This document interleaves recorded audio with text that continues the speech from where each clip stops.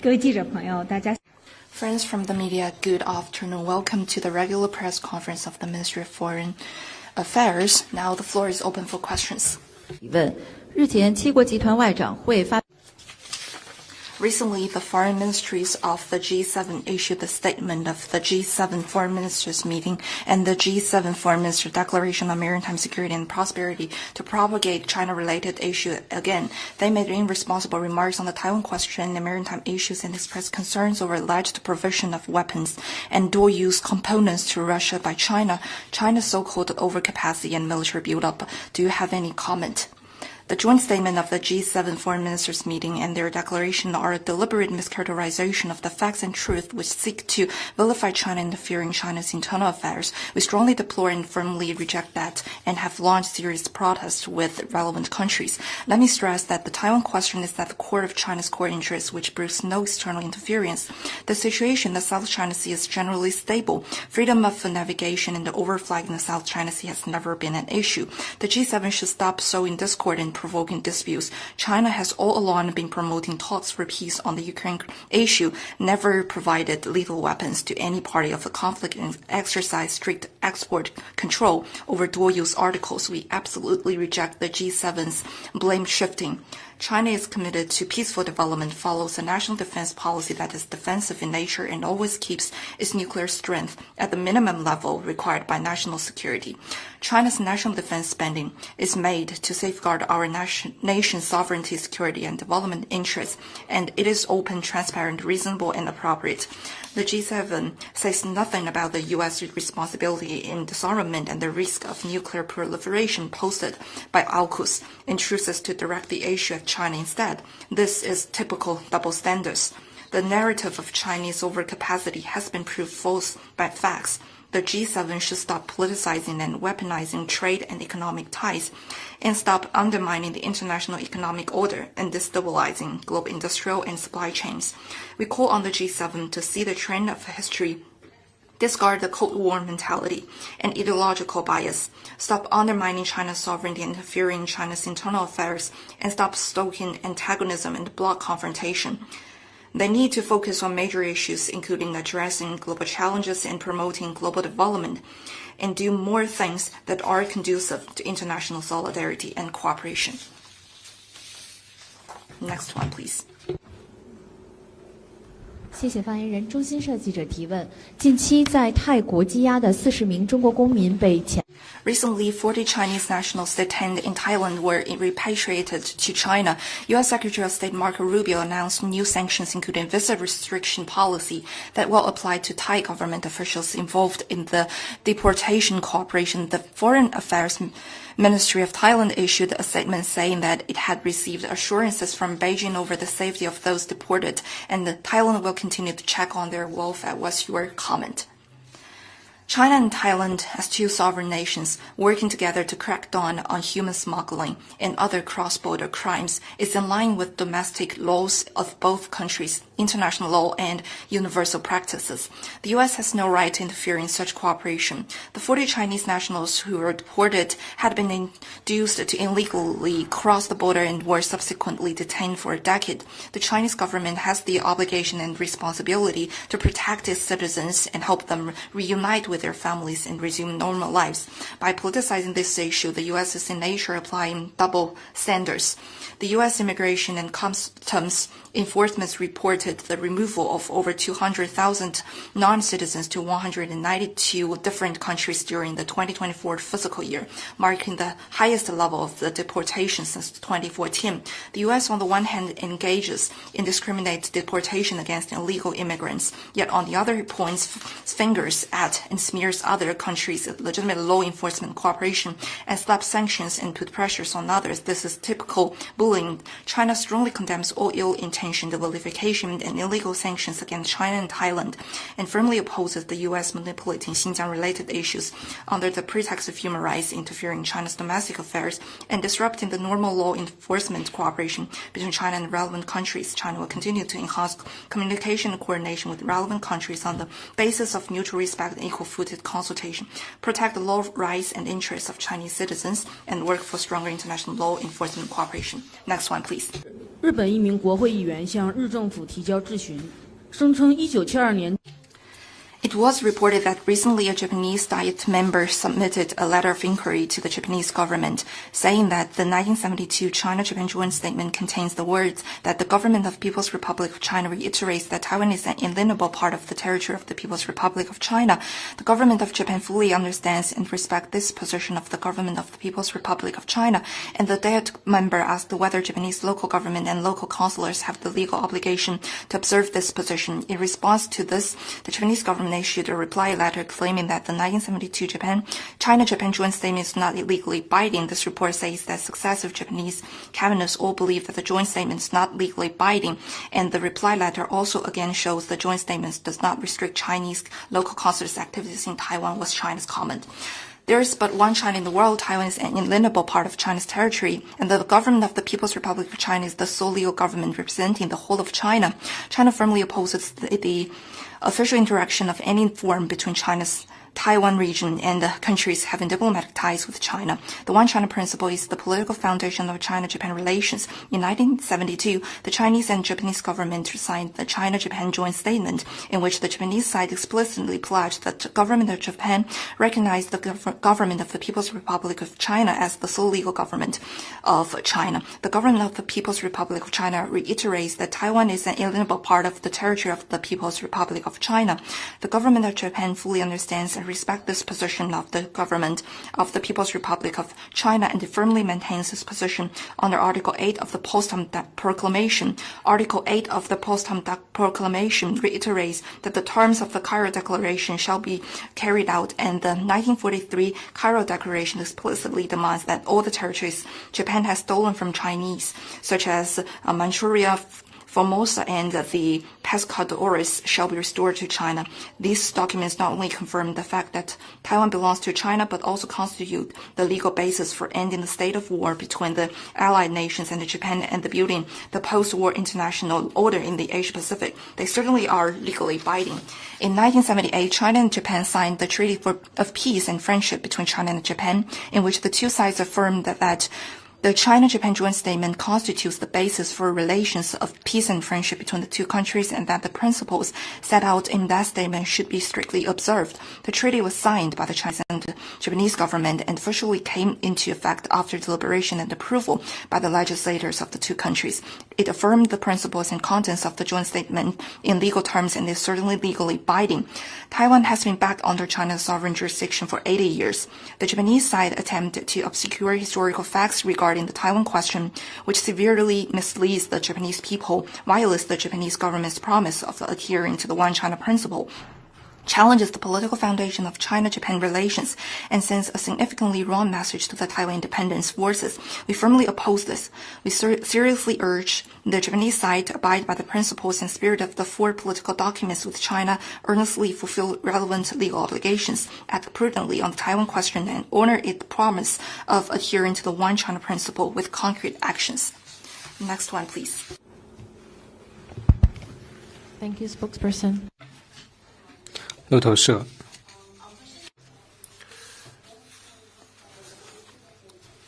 of China from Friday to Saturday. This delegation was led by the Vice Minister Ma Hui of the CPC's International Department. Our questions are, what did the delegation do in Panama? What was conveyed to the Panama people? And also, did the delegation visit the Panama Ports Company? Thank you. On the visit to Panama, we have released the information you could refer to. You could also refer to the competent authorities for the specifics. Next one, please. Thank you. Question from AF. 法新社胡塞武装表示，今天袭击了美国的飞机群，主要是为了回击美国在胡塞的打击。中方对于美方的回应以及胡塞的回应有何评论？ China La Chine s'oppose à tout acte de l'escalade. La situation rouge a des raisons complexes. Il faut la régler de manière adéquate par dialogue et négociation.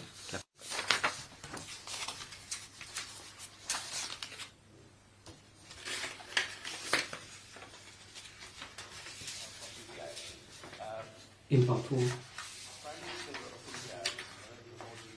总理莫迪采访时，接受 Fridman 播客采访时，对于中印关系进行了表态。他说，两国之间的竞争不应该变成冲突，而且两国自10月份两国领导人进行会谈以来，关系一直在得以改善。而且他还表示说，对于两个邻国来说，存在不同意见非常正常，但是不应该使得这一些不同的意见转化为冲突。这就是为什么双方之间积极促进对话，因为只有通过对话，双方才能够建立一个健康、良好、稳定的双边关系，使得两国和双方人民受益。他表示，他对于中印关系进行了非常积极的表态，中方对此有何评论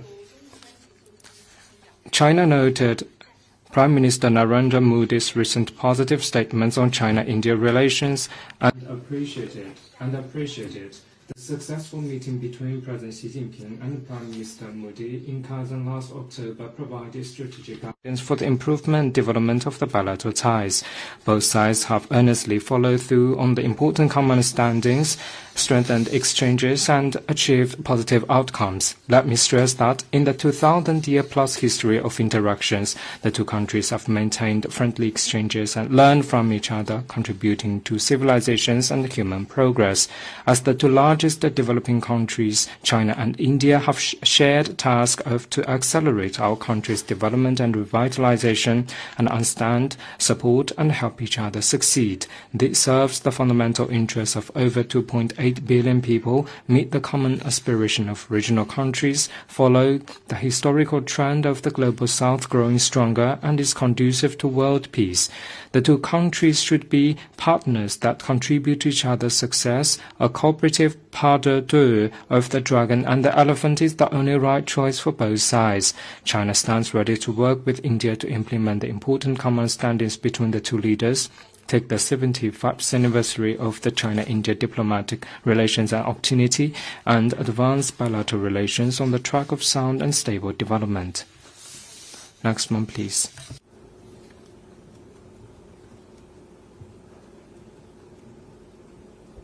代言人好，总台华语中心记者提问：有消息称，台湾当局拟推 CCTV sources say that Taiwan authorities are going to set foreign missions in a handful of countries or use the term Taiwan over Taipei in relevant institutions.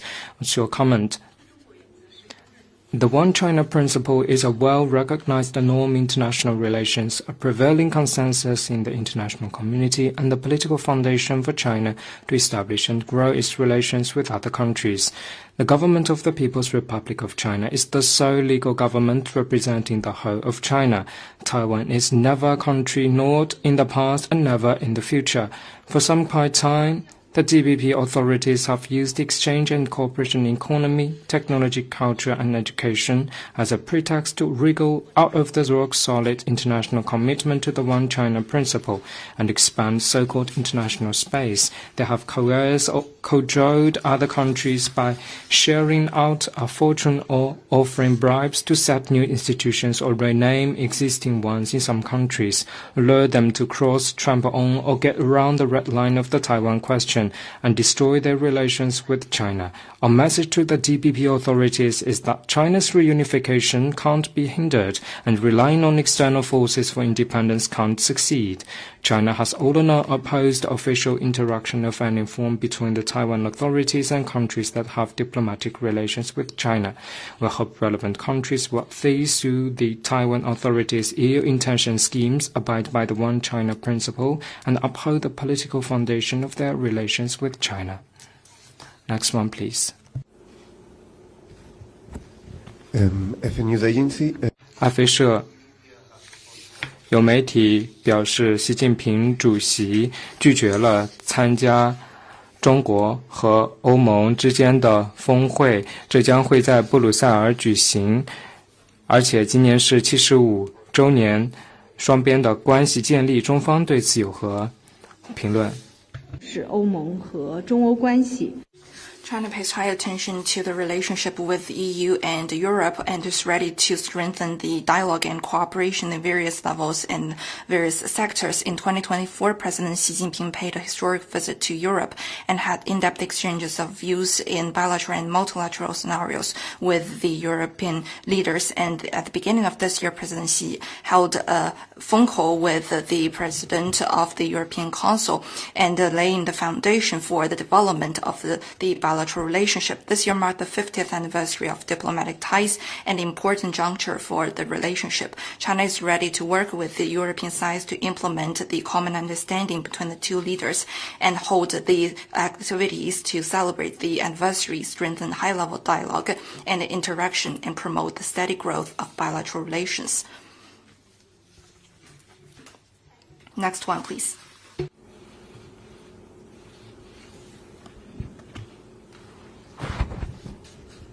谢谢发言人。新华社记者提问：本周是2025年蓝莓周，那今年的蓝莓周活动有何亮点？中方如何评价蓝莓合？ This week marks the Lansing-Mekong Cooperation Week of 2025. What are the highlights of the celebration of the LMC Week? How does China view the progress made in Lansing-Mekong cooperation, and what's China's expectation of future cooperation?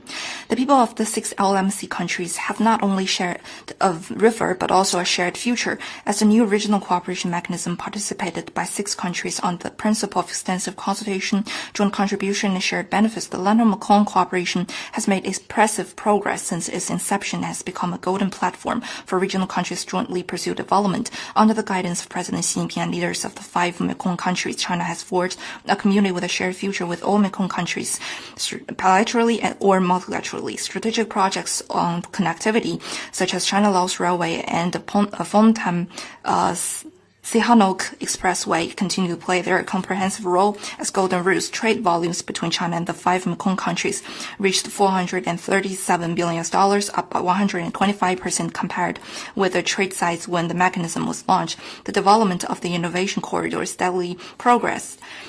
The digital and green technology continue to be enabler. The Fudan #1 Lancome-Mekong future satellite has brought the tech dream of many youngsters from MC countries into the space. China launched small and smart projects and also bring more tangible benefits to people living along the river. The 6 countries jointly tracked on such cross-border crimes as online gambling, telecom fraud, and made all-out efforts to protect the safety of life and property of local people in the region. The 2025 marked the 10th anniversary of the cooperation. China, together with the governments, the think tanks, the universities, medias, together with the departments and embassies, hold the over 90 activities. There are mainly 3 points. First, people-centered.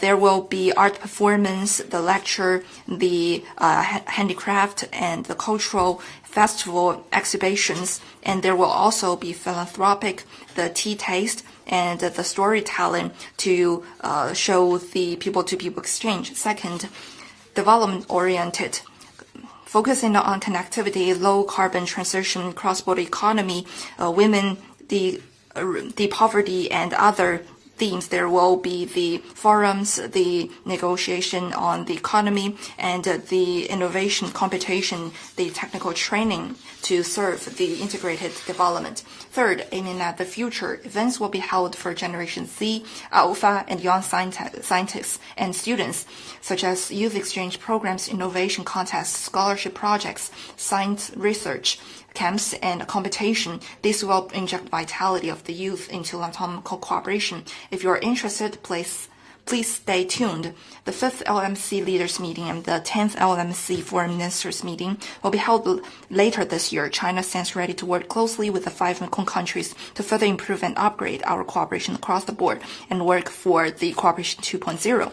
These 6 countries will continue to carry forward the spirit of development first, equal consultation, pragmatism and efficiency, and openness and inclusiveness, and jointly pursue modernization, actively forge a stronger economic development belt, build a closer community with a shared future among LMC countries, and make LMC countries' contribution to regional peace and development with more stability. Next one, please.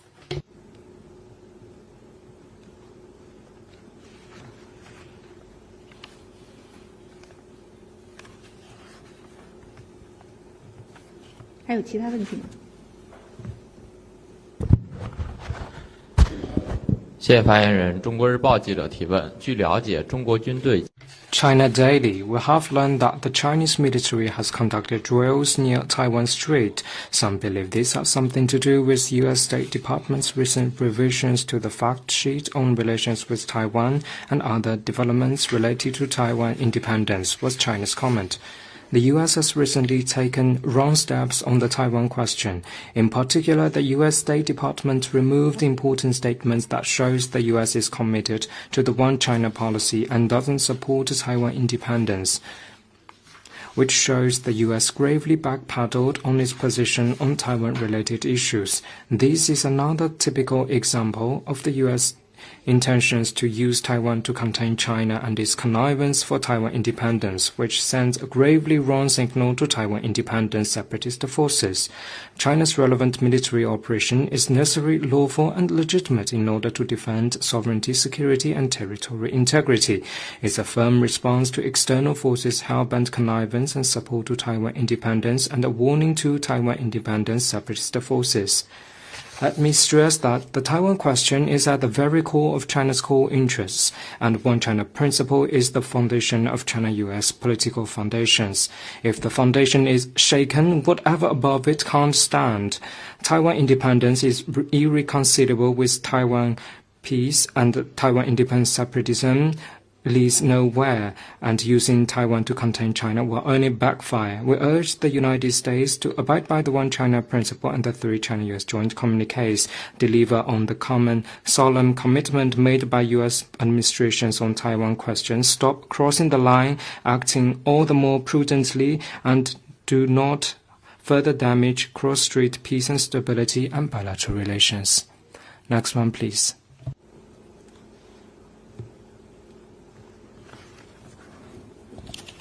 Hi, thank you. A question from Bloom. 彭博社、金融时报和彭博社都报道，习近平主席可能会和一些全球企业高管在本月末进行会晤。您对此有何评论？能否予以证实？没有可以提供的。On the question that you've raised, I have no information to offer.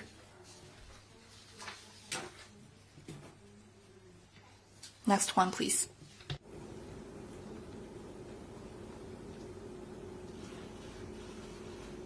Any other question? This is the end of today's press conference. Thank you.